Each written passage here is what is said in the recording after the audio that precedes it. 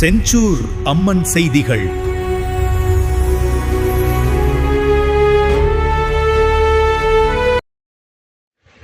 வணக்கம்.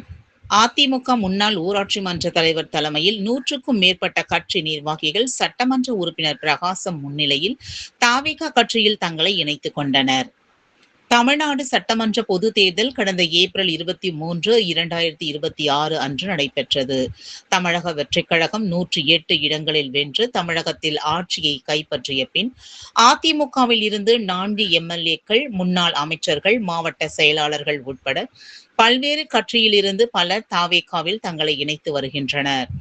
அதில் ஒரு பகுதியாக தமிழக வெற்றிக் கழகத்தின் மாவட்ட செயற்குழு உறுப்பினர் டாக்டர் ஆர். விஜயன், மாவட்ட வழக்கறிஞர் அணி எஸ். தியாகராஜன் ஏற்பாட்டில் பூந்தமல்லி அதிமுக மேற்கு ஒன்றிய அவைத்தலைவரும் நசரத்பேட்டை முன்னாள் ஊராட்சி மன்ற தலைவர் எல். ஏழுமலை தலைமையில் 100க்கும் மேற்பட்டோர் அதிமுக கட்சி நிர்வாகிகளுடன் திருவள்ளூர் அடுத்த பெரியகுப்பம் பகுதியில் அமைந்துள்ள தாவேகா தலைமை கட்சி அலுவலகத்தில் திருவள்ளூர் தெற்கு மாவட்ட செயலாளரும் பூந்தமல்லி சட்டமன்ற உறுப்பினருமான ஆர். பிரகாசம் என்கின்ற குட்டி முன்னிலையில் தமிழக வெற்றிக் கழக கட்சியில் தங்களை இணைத்துக் கொண்டனர்.